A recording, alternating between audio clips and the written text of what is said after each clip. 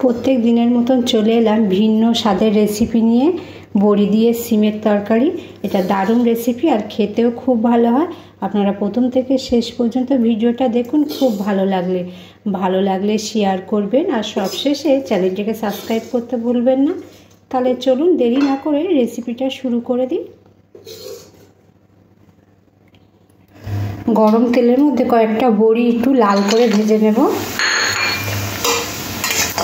তেলটা খুব বেশি গরম হয়ে গেছে, বড়িটা সাথে সাথে লাল হয়ে গেছে, এবার উঠিয়ে নেব।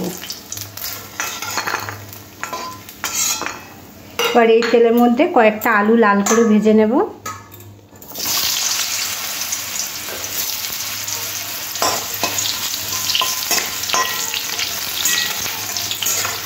হলুদ গুঁড়ো দিয়ে দেবো, এখন নুন দেবো না, হলুদ গুঁড়ো দিয়ে আলুটা একটু ভালো করে লাল করে ভেজে নেব।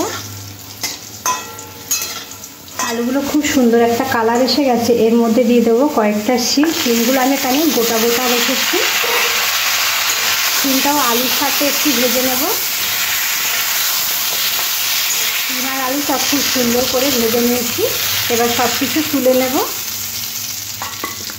এবার একটু তেল দিয়ে দেব,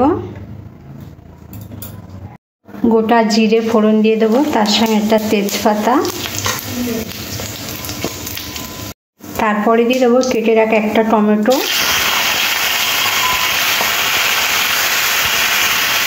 টমেটোটা দেওয়ার সাথে সাথে এখানে দুখানা কাঁচা লঙ্কা আর অল্প একটু আদা একসাথে বেটে নিয়েছি, সেটা দিয়ে দিলাম।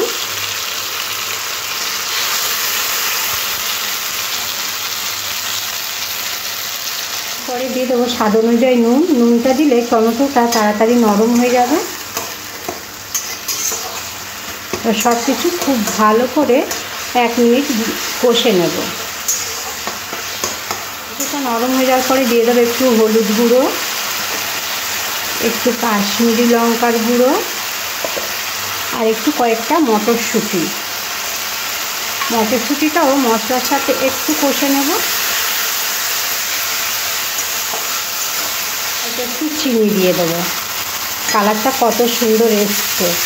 একবার হলো বাড়িতে আপনারা সিমটা এইভাবে বানিয়ে দেখতে পারেন, গরম গরম ভাতের সাথে খেতে দারুণ হয়। এবারে দিয়ে দেবো পোস্ত বাটা।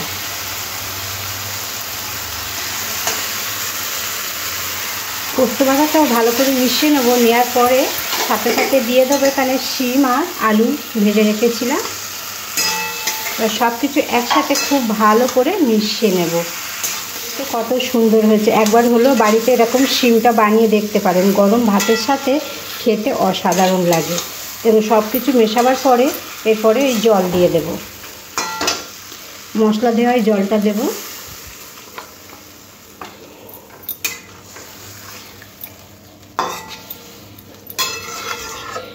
আরও একটু জল দেব অল্প করে। এবার গ্যাসটা মিডিয়াম টু লোতে রেখে ঢাকা দিয়ে দেবো 5 মিনিটের জন্য। 5 মিনিট পরে ঢাকাটা খুলে নেব।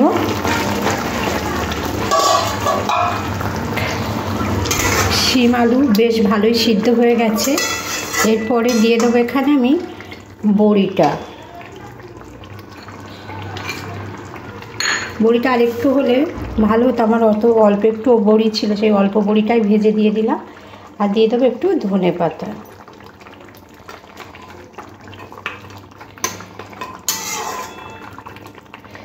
ঢাকা দিয়ে দেবো আরও 5 মিনিটের জন্য।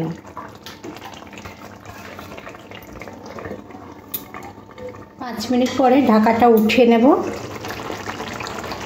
দেখুন দেখতে খুব সুন্দর হয়েছে, খেতেও খুব ভালো লাগবে। সম্পূর্ণ নিরামিষ রেসিপি, একদম কম সময়ের মধ্যে বানিয়ে নিলাম।